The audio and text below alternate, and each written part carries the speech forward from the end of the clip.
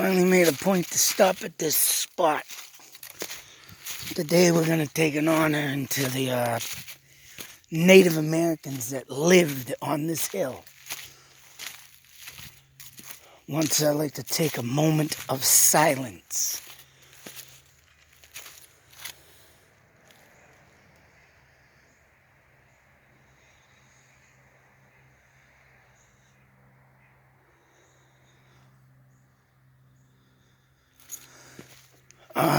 In my research that I was doing, I was looking for a hill in Littleton. I thought it was Neshoba Valley ski area. I was wrong. This is the hill that the Native Americans lived on and said that they heard rumbling through. Not too far from here is the Fort Pond, I believe. I have a video up of it, and they saw a serpent in that waters. And that one, as you can see in the distance over there, that's where the water is. I mean, you take a left out this way, take another right, you'll end up right into the waterway to where Littleton and the restaurant Bigford's is in Acton,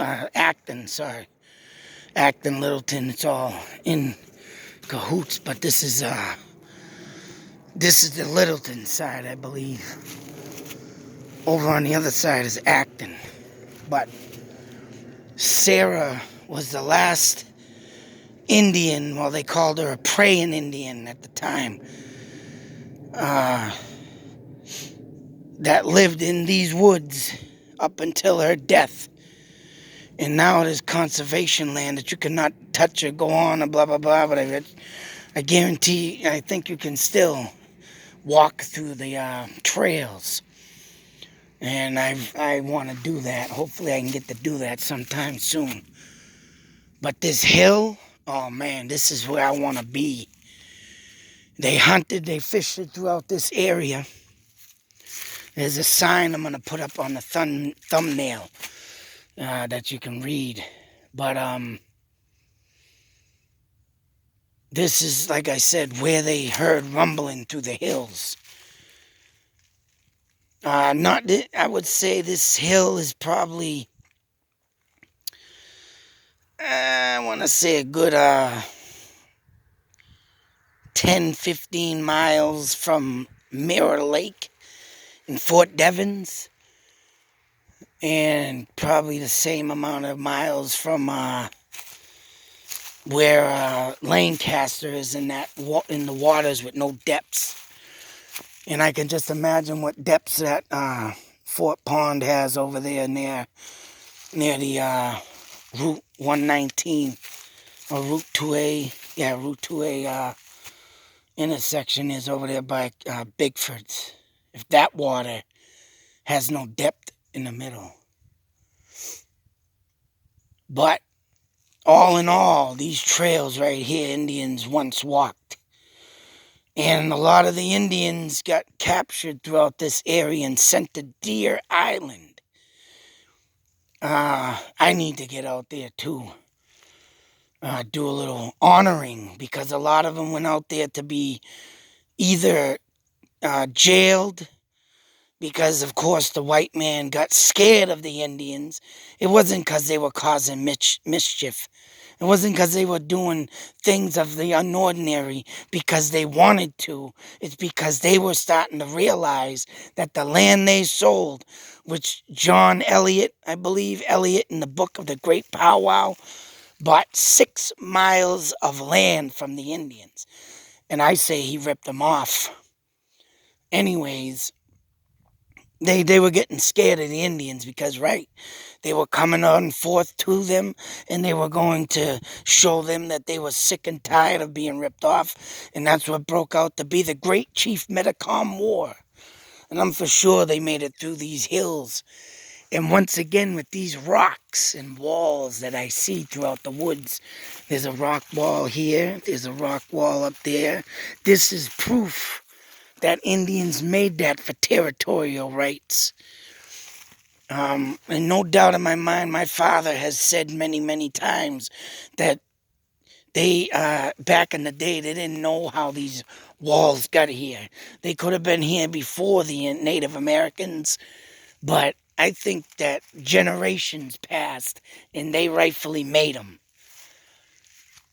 But I want to get out in these woods at night. I gotta get out here. I'm gonna see if I can get some permission to do so I don't get in trouble. But I gotta have to get out in these woods because I'm standing right. These Indians used to live on hills. Native Americans.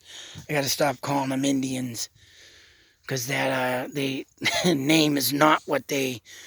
The only reason why the white man back in the day called them Indians because they came from England, and you know the India people out there have the same color of Indians, and that's what confused the English, and that's why they called them Indians. India rightfully is the right name for Indians, and Native Americans is what you need to call these guys.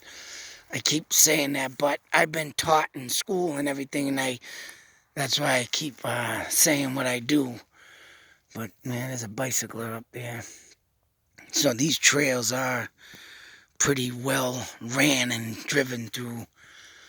But if you ever come out here and if you have time, pay your respects to the Native Americans that once lived here. As you can see, there's bird and little things here going on. Signs. Native feathers in the back. That's what it looks like to me. Take a picture of that. But, oh man, I gotta get out here at night. I want to get out here at night. But this place is definitely, and they lived on this hill, so. Very nice place to be.